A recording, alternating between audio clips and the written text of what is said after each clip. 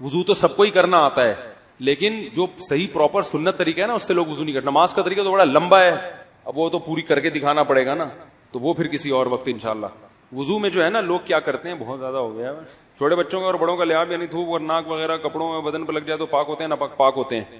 اگر نماز پڑھنے بلی اگر پاؤں چاٹنا شروع کر دے تو پاک رہے گا، بلی کا جھوٹا پاک ہے.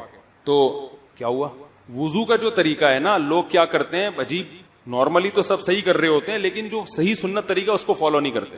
طریقہ یہ ہے کہ آپ نے ہاتھ دھونے کے بعد بائیں ہاتھ سے نلکا کھولا، سیدھے ہاتھ میں کیا لیا، پانی لے کے نلکے کو فوراً کیا کر دیا، چلو میں پانی لے کے.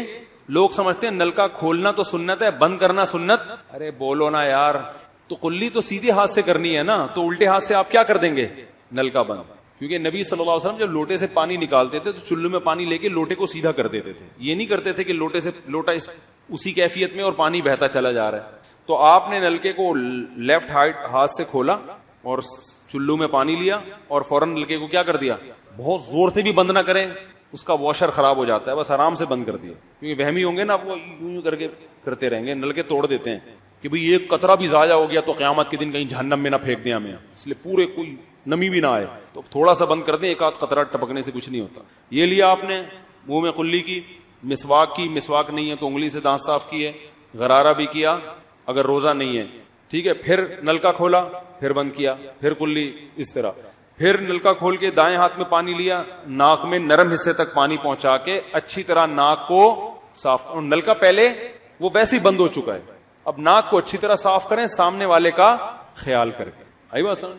سامنے تو یہ نہیں ہوتا، وہ ہوتا ہے سامنے، اس کا زیادہ خیال کرنا پڑتا ہے، کیونکہ بس زیادہ تفصیل میں نہیں جاتا ہوں. تو چھوٹی انگلی سے اچھی طرح ناک کو صاف کیا، اس کی رطوبتیں نکالی، ٹھیک ہے.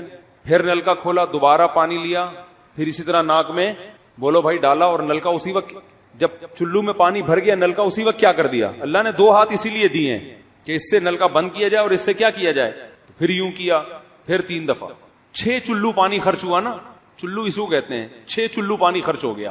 پھر آپ نے کیا کیا، نلکا کھولا لیفٹ ہاتھ سے. جو اصل طریقہ ہے وہ تو یہ ہے، سیدھے ہاتھ میں پانی لے کے نلکا بند کیا اور سیدھے ہاتھ سے پانی پیشانی پہ ڈال کے دونوں ہاتھوں سے پھیلا لیا. 3 دفعہ اس طرح کیا. اس پہ عمل نہیں ہوتا تو پھر اتنا کر لو کہ دونوں ہاتھوں پہ کیا لے لو، نلکا کھول کے پانی لے کے پیشانی پہ ڈالو اور فوراً نلکا کیا کر دو، بند کر دو، اور پھر ہاتھوں سے اچھی طرح اس کو ملو. سمجھ میں نہیں آ رہی بات؟ تو یہ عمل کتنی دفعہ کیا، نلکا ہر دفعہ میں بند ہو رہا ہے. ہمارے ہاں جس ٹائم پہ نلکا کھلتا ہے تو جب تک وضو مکمل نہیں ہو جاتا بند ہونے کا نام نہیں لیتا. 3 دفعہ آپ نے منہ اچھی طرح دھو لیا.